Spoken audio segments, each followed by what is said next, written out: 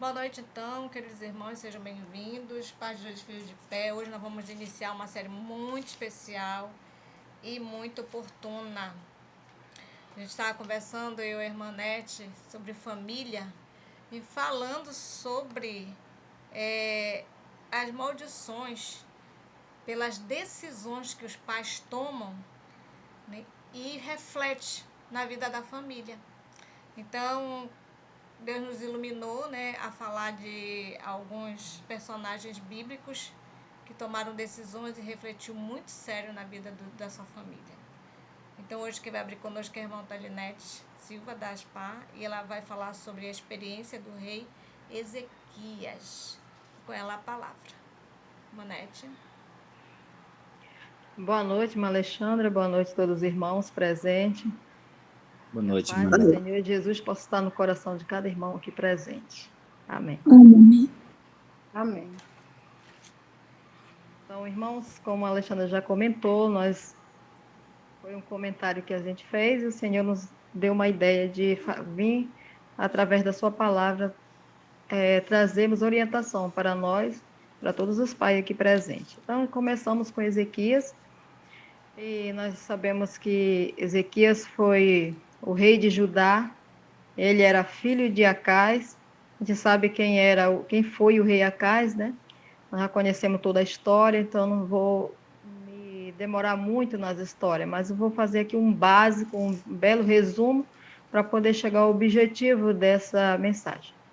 Então, ele tinha 25 anos de idade quando começou a reinar, e ele reinou 29 anos, né? Nós sabemos na história que Ezequias passou por muitas bênçãos na vida dele, né? Começou sendo um rei reto perante o Senhor, restaurou todos os altares do Senhor que estava quebrado. Foi uma experiência muito boa. Diz assim que ele restaurou o altar do Senhor, Deus de Israel, é o versículo 5 do capítulo 18 do 2 Reis. De maneira que depois dele não houve seu semelhante entre todos os reis de Judá, e nem entre os que foram antes deles. Nós vimos que ele se tornou um rei muito poderoso na presença do Senhor. Ele tirou todos aqueles altares que os seus antigos pais adoraram, quebrou os postes ídolos, e ele fez uma reforma, transformou tudo aquilo ali que o pai dele deixou arruinado no passado, ele restaurou, né? Ezequias foi um rei que confiou inteiramente em Deus. Nós vimos que ele era um homem de oração, e através das suas orações fervorosas, ele conseguiu que o Senhor lutasse em favor dele quando o, o rei Senaqueribe veio contra o povo dele, né, contra Judá. E ele clamou ao Senhor e não precisou nem eles irem para a guerra, porque o Senhor mandou um anjo só para destruir todo aquele exército. E então a gente vê o poder na oração de Ezequias. E a gente percebe também na palavra do Senhor que ele venceu uma enfermidade mortal, né? Clamou ao Senhor e o Senhor tirou a enfermidade que veio realmente para matar ele, para destruir a vida dele, né? E ele fez uma lembrança ao Senhor de tudo que ele tinha feito. E o que a gente percebe aqui, vamos chegando na parte importante, que ele teve todas essas vitórias, mas infelizmente ele não conseguiu vencer o orgulho e a exaltação própria. O que a gente quer aprender com isso aqui? Como Ezequias, muitos de nós também já passamos por isso.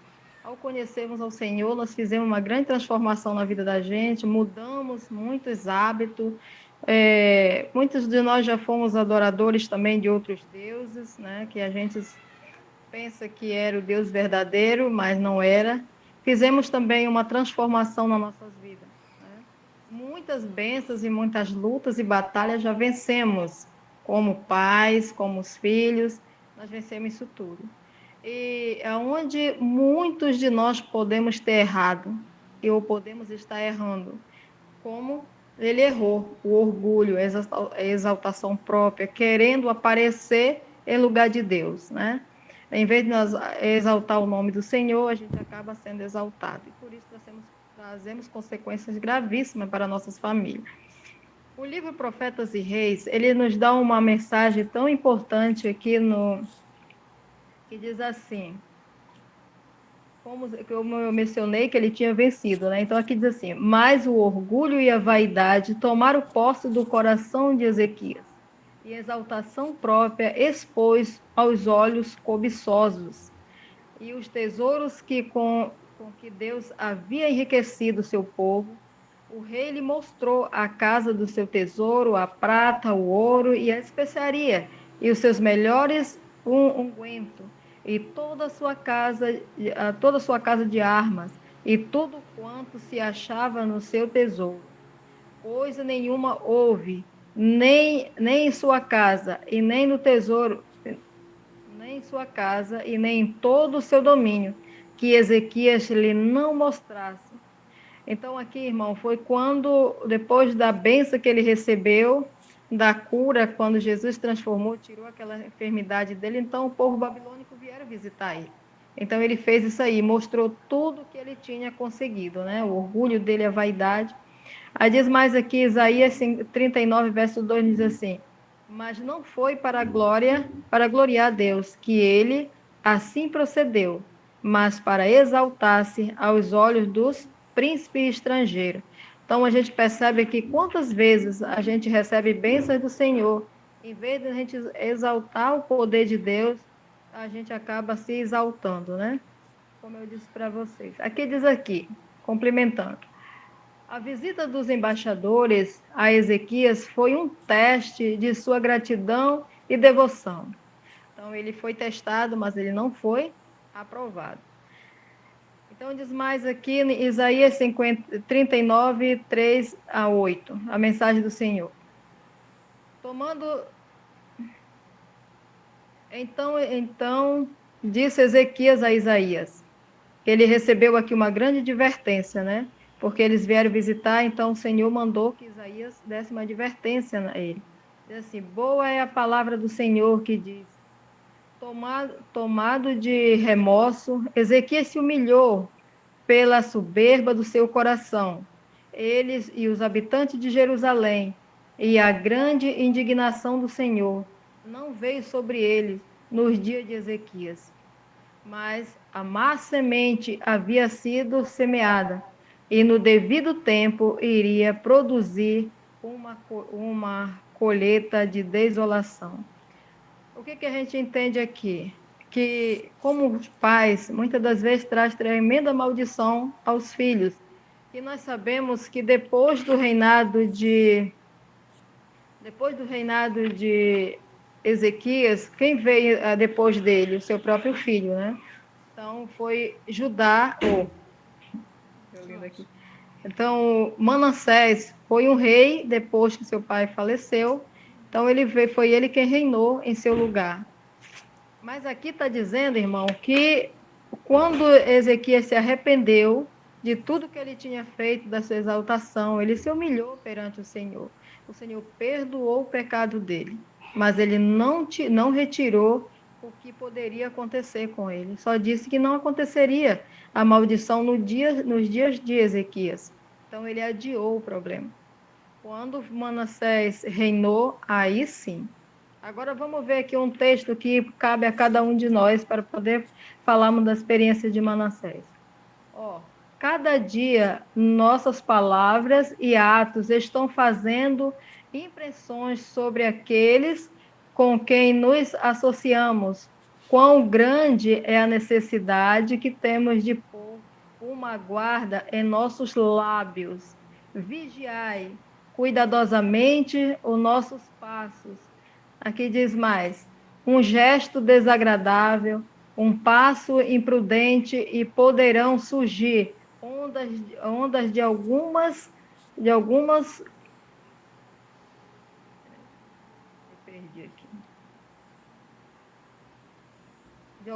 algum forte tentações que pode levar a uma alma para o solvedouros.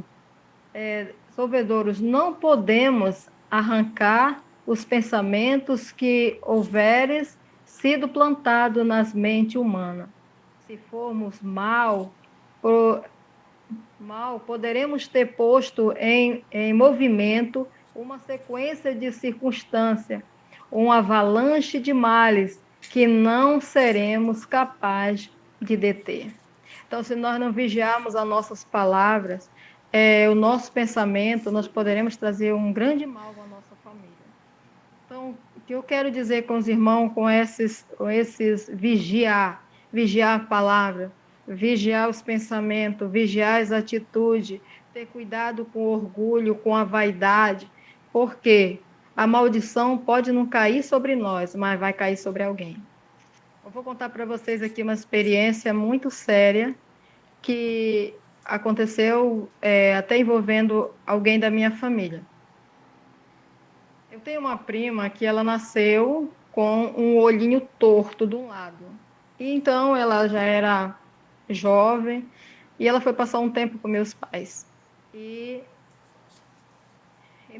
como muitos jovens iam na casa da minha mãe, e tinha um deles que sempre sorria dela, dizia que ela estava olhando para o inferno, e era muita crítica. E a minha mãe, muitas das vezes, chamava ele e conversava com ele, que não era para fazer aquilo ali, mas tem vezes que jovem você não consegue, né, controlar. E ela, muitas das vezes, ela chorou, porque como ela dizia, que ela não queria ter sido defeituosa. E a minha mãe conversava com ela e deixava ela mais tranquila. E quando foi esse jovem casou, depois a minha prima voltou para a terra dela, e lá era época de política, como está sendo hoje, e um amigo dela foi vereador, candidato a vereador. Então, ele falou para ela que ia ajudar ela a fazer uma cirurgia do olho dela. Aí foi feita a cirurgia e voltou normal, porque o doutor disse que foi só um pequeno problema que deu lá na hora do nascimento e o olho ficou torto, mas que tinha reparo, né? Tinha como fazer. E ela voltou a ser uma pessoa normal. Ela olha normal agora. O olho dela foi corrigido. Mas, irmãos, vocês não queiram saber o que aconteceu com esse jovem. Ele casou e ele teve um filho. O primeiro filho dele tem o olho pior do que o da minha prima. Que ela só tinha um, ele tem os dois olhos tortos. E muito feio mesmo. E aí, um dia, minha mãe conversando com a gente, falou: Você viu o filho do fulano aí? Já? Eu falei: Não. Falou: Minha filha, tu acredita que ele tem os dois olhinhos tortos? E a gente pensou no quê? Na crítica que ele fazia à jovem, porque ele tinha o olho bom, né? E ela tinha o olho tortinho. Tá, passou algum tempo, ele teve outro filho. Na verdade, esse agora é uma menina. E a menina também tem o olho torto. E o olho deles não tem jeito de melhorar, não tem cirurgia nenhuma, pode corrigir os olhos deles. Então, as crianças estão sofrendo um defeito causado pela língua do pai, né? O pai não teve respeito com os outros, pelo orgulho de achar que era perfeito e acabou trazendo um grande problema para os seus filhos. E esse problema vai ser para sempre, né? Porque eles nunca vão poder corrigir. Então, outra situação, outro exemplo, tinha um senhor também conhecido, muita pessoa assim, muito conhecido na sociedade, mas ele tinha um problema grave com ele, falava demais. Então, na época e na região dele, nenhuma jovem da época era moça virgem, né? Naquela época, meu pai do céu, as meninas tinham que ser virgem mesmo. Então, ele começava a falar: a filha do fulano, já mexeram com ela, era um palavreado assim, né? Ah, que a filha do fulano tá grávida, porque eu ouvi alguém contar. Tá, e esse senhor também, ele tinha várias filhas. E elas, coitada, pagaram a língua do pai. Irmãos, nenhuma delas conseguiram sair de casa casada. Todas elas engravidaram antes do tempo. E um dia, uma delas, conversando comigo, elas falaram: nenhuma de nós casamos. E isso tudo para pagar a língua do meu pai. Falou demais e a maldição caiu sobre nós. Então ela entendeu que aquilo ali foi uma maldição causada pelo pai dela. e nenhuma delas tiveram a honra de casar, como elas falavam, né? Que ela tinha muito desejo de sair de casa casada. E a gente vê a importância de a gente guardar a língua, né? Como diz aqui, todos os dias nós temos que vigiar. Irmão, muitas pessoas, muitos filhos hoje sofrem como sofreu Manassés. Por quê? Pela língua do pai, hoje muitos filhos, mesmo da igreja, filho de irmãos, a gente sabe que hoje está passando por dificuldade, mas se você dá uma volta na vida dele, você vai saber, você vai ver que algo trouxe aquela situação, aquele sofrimento para aquela família, né? Se incomodaram com alguns filhos de, por exemplo, às vezes as pessoas, vou dizer um exemplo para os irmãos. Às vezes as pessoas se sentem tão bem na igreja, vamos supor, os filhos estão todos batizados, estão todos casados, e ele se acha no orgulho de comentar, né, que ele está bem, ainda fala assim, graças a Deus eu casei todos os meus filhos, graças a Deus meus filhos estão todos batizados. Isso não é ruim, isso realmente é bom, mas o jeito que ele fala, o jeito que ele expõe aquilo ali, é com o coração cheio de orgulho, os olhares debochados fazendo para as pessoas. Aí, sem perceber, começa a cair um por um, né? Então, a gente percebe que isso acontece muito no nosso meio, no nosso povo. Filhos que estão sofrendo porque pais trouxeram angústia e aflições para eles. Porque esse erro não cai mais nos pais, porque já se arrependeram. Às vezes um se arrepende, outro não, mas caia naquelas pessoas, nos filhos que estão ali, às vezes não tem culpa pela dificuldade, pelo problema que estão passando. Por isso que muitas das vezes os pais têm que clamar primeiro por si, para depois pelos seus filhos. Fazer uma revisão em sua vida. Em que eu pequei, Senhor? Para que meus filhos estão passando por isso? Me ajuda, me faz lembrar se há um pecado cometido na tua presença, me traz a minha memória e o Senhor vai fazer a pessoa lembrar que realmente ele falou mal de alguém, ele fez alguém sofrer. Eu comentei com a Alexandra que a minha avó era uma senhora muito católica, mas ela era uma pessoa assim muito cuidadosa e sempre falava que nós deveríamos rir das pessoas, falar mal de ninguém, porque o mal que a gente fala para os outros sempre é dividido, nunca vai tudo para alguém, sempre vem para a gente. Então, ela comentava com a gente não reparar os filhos dos outros, não falar mal de ninguém. Ela falava, o dia que você fala mal de alguém, ou sorri, não pode sorrir das pessoas, porque um dia você vai chorar no lugar daquela vez que você sorriu. Então ela educava a gente assim, numa simplicidade tão bonita que isso trouxe para mim até hoje. Outra vez eu vi uma jovem, ela chegou, conhecida minha, né? Ela chegou para mim comentando o filho de uma prima, mas os meninos eram bem levados mesmo. Hoje, se fosse hoje, eles iam comentar que o menino tem aquele problema que agora está dando em todas as crianças, né? Principalmente as crianças são bem elevadas. Me fugiu da memória agora. Então, aqueles meninos eram mesmo bem sapeca. E ela chegava na casa dela desconjurando que se ela tivesse um filho daquele jeito, ele ia entrar na taca e tudo. E eu falei um dia, cuidado com a língua. Minha avó dizia que a gente tem que ter cuidado, não pode cuspir no ar para não cair no rosto.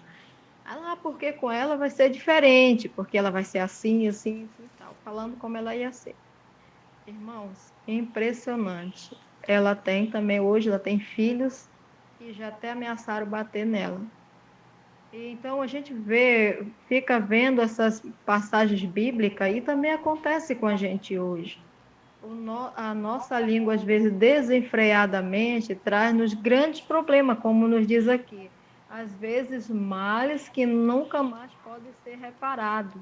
Nunca mais nós podemos retirá-lo do meio de nós. Então, nós temos que vigiar nossas palavras. Porque muitos dos jovens, dos filhos que hoje se encontram fora da igreja, eles conhecem a mensagem, mas há uma semente de maldição que foi plantada. Então, alguém tem que pagar. por esse erro, né? Então, aqui, olha, quando Manassés assumiu o reinado, a palavra de Deus fala que ele foi o pior rei que houve em Judá. Até o profeta Isaías ele mandou matar, né? Foi torado no meio. E muitos profetas eram escondidos e maltratados, morto, humilhado. Ele pintou mesmo. Ele trouxe uma maldição tremenda. Então a palavra de Deus disse para Isaías que aquele problema, aquela situação não cairia no dia de Ezequias, mas ia cair na hora certa. Então, olha o que aconteceu aqui. Manassés, ele conhecia Deus, ele conhecia os deuses do pai dele, o Deus verdadeiro. E olha o que aconteceu aqui. Segunda as Crônicas, o capítulo 31, verso 13, 11 e 13. Diz assim: esta aflição trouxe o rei ao seu juízo, o rei Manassés. Ele, angustiado, orou ao Senhor, seu Deus, e humilhou-se muito perante Deus de seus pais. E lhe fez a oração. E Deus aplancou para com ele, e ouviu a sua súplica, e o tornou a trazer a Jerusalém e ao seu reino. Então conheceu Manassés que o Senhor era o seu Deus. Irmãos, graças a Deus que no final de tudo teve uma benção maravilhosa. Manassés, pela grande aflição, tudo que foi predito pelo profeta Isaías aconteceu. Ele foi humilhado, foi levado a cativo e sofreu muito. E no momento do sofrimento dele, ele lembrou do seu pai, ele lembrou de toda a história que seu pai viveu, e ele lembrou de todos os livramentos que o pai dele tinha vivido, todas as bênçãos e as vitórias a ele concedido. Foi aí que ele clamou ao Senhor, e o Senhor, além de de devolver a paz do seu coração, ainda devolveu o seu reino novamente. Então, irmãos, que nós possamos vigiar nossas palavras, não criticar de alguém que está passando por dificuldade, não criticar os filhos das pessoas. Às vezes tem um irmão, coitado, que tem a dificuldade, em vez de a gente se juntar para orar por ele, a gente aumenta a língua e fala dele, né? Mas não sabendo nós que há um anjo anotando ali aquela situação. E aí, no final, nossos filhos pagarão pelo uma conta que eles não estão devendo. Então, assim como Manassés tem muitos filhos que vão voltar para o Senhor, porque eles vão reconhecer quem é o Deus de seus pais. Eles vão se humilhar, como Manassés se humilhou, e o Senhor vai trazer de volta o seu reino. E isso é uma esperança para todos nós que somos pais, que por algum motivo os nossos filhos se encontram fora da igreja, por alguma situação, por algum problema nosso, por algum defeito de caráter nosso, para nos humilhar na presença do Senhor, porque o Senhor tem o desejo e quer nos salvar. Então, por isso nós passamos aperto com nossos filhos, e a gente tem que buscar o Senhor, primeiramente por nós pais, e depois apresentar os nossos filhos, mas com muita força mesmo, com muito desejo no coração, fazer vigílias fortes, uma intimidade com Deus. Senhor, eu pequei contra ti, mas me ajuda, socorre meus filhos, não permita que eles venham pagar pela uma conta que eles não fizeram. Esse tem que ser o nosso socorro em favor dos nossos filhos, porque se os nossos filhos, nós ainda estamos vivos, e os nossos filhos fora da igreja, fora dos caminhos do Senhor, e muitos passando por momentos de dificuldade grande, como drogas, vícios e problema no casamento, e sei lá, problema qualquer um desses que a gente sabe, que a gente fica implorando para o Senhor misericórdia. Vamos nós, pais, nos converter ao Senhor, para que Ele possa retirar de nós a maldição e dos nossos filhos. Que Deus nos ajude e nos abençoe. Que assim como Ezequias conseguiu as bênçãos do Senhor, de morar com o Senhor, quando o Senhor vir voltar nas nuvens do céu, Ele também vai estar ali para receber. E o mais importante, Manassés também vai estar lá. Isso é muito gratificante. A gente vê que uma história tão triste se tornou também tão alegre, dá uma alegria no nosso coração. Que Deus abençoe a cada um de nós, pais, que nós possamos realmente fazer uma consagração na nossa vida, colocar na mão do Senhor os nossos erros e implorar mesmo a misericórdia de Deus por nós e por nossos filhos. Que Deus abençoe a cada pai aqui presente. Amém. Amém.